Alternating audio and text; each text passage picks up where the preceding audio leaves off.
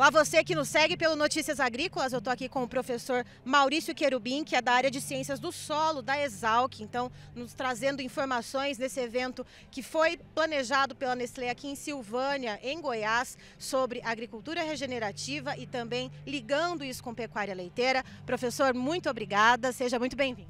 Eu que agradeço a oportunidade. Obrigado a vocês, obrigado a Nestlé pelo convite para participar hoje aqui.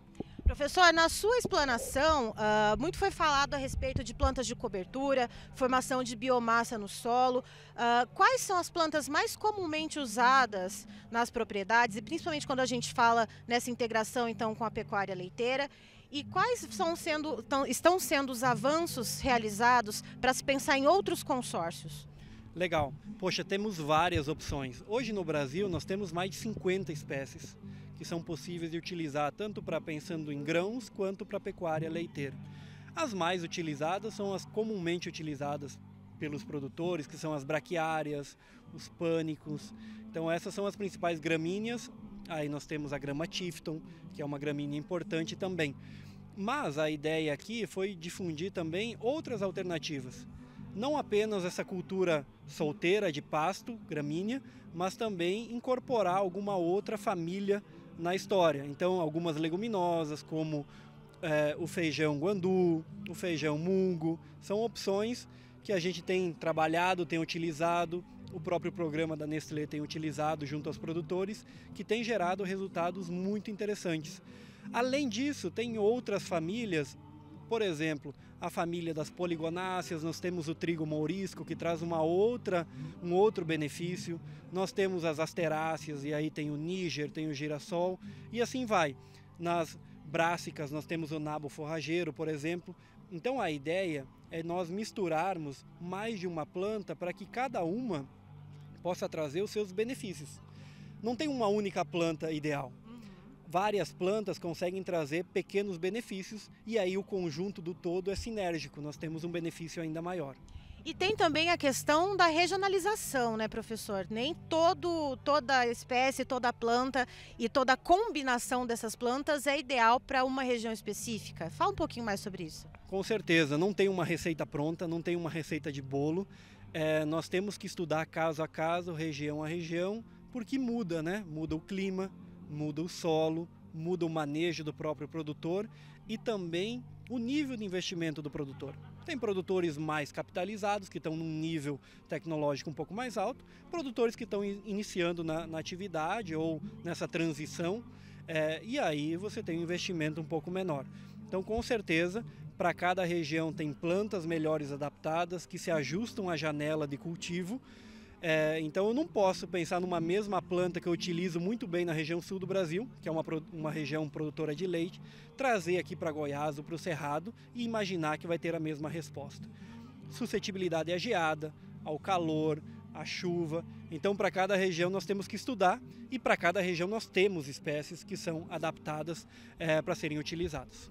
E aí, pensando nisso, né, como que o produtor de leite, a gente vem falando isso, né, no Notícias Agrícolas e trazendo essas informações da diversidade de cada produtor, né? A gente tem 98% dos municípios brasileiros que têm produção de leite, temos várias escalas, né, vários tipos de produtor, desde aquele mais pequenininho até aquele em grande escala.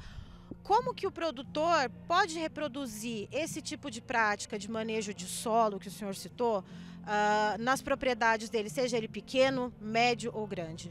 Muito legal essa pergunta, porque na verdade não tem uma distinção.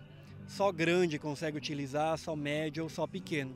Na verdade, as práticas de manejo, elas são aplicáveis em qualquer tamanho de propriedade. Eu acho que o ponto-chave aqui é a cabeça do produtor. Virar a chavinha. Virar a chave, é ele estar com uma certa receptividade a fazer as coisas um pouco diferentes. Então o investimento não é alto para você fazer um plantio de plantas de cobertura numa janela de cultivo. Basta querer. Eu acho que esse é o primeiro ponto, né? Então nós temos soluções no Brasil hoje para grande produtor, para pequeno produtor, para médio, aproveitando muito do que o produtor tem na própria propriedade. Então ele já faz o pasto dele, nós podemos enriquecer esse pasto. Ele já tem o dejeto, já tem o resíduo que nós podemos utilizar na fertirrigação. Todo esse combo de práticas fazem parte dessa transição de agricultura tradicional para uma agricultura mais regenerativa, que é um dos focos do evento hoje aqui. Professor, durante a sua explanação, teve uma frase muito que pegou, eu acho que todo mundo que estava assistindo, que a saúde do solo é a chave. Isso se aplica de que forma à pecuária leiteira e como que a gente pode usar esse conceito de saúde do solo, que é a tua especialidade, transferindo para outras culturas ou outras formas do agro, né? Criação de outros animais, enfim, outros tipos de propriedade. Muito bom. Saúde do solo é um conceito amplo que, na verdade, ele transforma aquela ideia de você entender só da fertilidade química, ou só da física, ou só da biológica. Na realidade, na lavoura, não é assim que funciona. O solo funciona como um sistema, e esse sistema é vivo, e tem uma série de processos e funções ocorrendo ao mesmo tempo. E saúde do solo é basicamente essa integração da parte química, física e biológica. Então, quando nós falamos em saúde do solo, nós estamos entendendo o sistema como um todo. Isso se aplica à pecuária leiteira, se aplica à pecuária de corte, se aplica a grãos. Então, não há um conceito específico para um setor. Basicamente, o conceito, que é o pilar-chave para nós produzir, que é a chave, como você mesmo disse, para nós produzirmos mais, se aplica a todo tipo de agricultura brasileira, né? Então, certamente essa é uma das áreas mais promissoras hoje dentro de agricultura, entender o solo como um sistema, porque o solo é o grande reservatório de água, de carbono, é o meio que as plantas se desenvolvem, tem uma ciclagem de nutrientes ali dentro. Então, para que nós tenhamos essa transição de agricultura de fato, necessariamente passa pelo solo. E aí, quando nós falamos em solo, pensamos no conceito mais amplo, e esse conceito é a saúde do solo. Aí então estivemos com o professor Maurício Querubim, que é da Exalc, da área de Ciências do Solo, nos trazendo um pouquinho dessa questão da agricultura regenerativa e um dos principais pilares, que é a saúde do solo. Muito obrigada, professor. Eu que agradeço a oportunidade, estou sempre à disposição. Obrigado.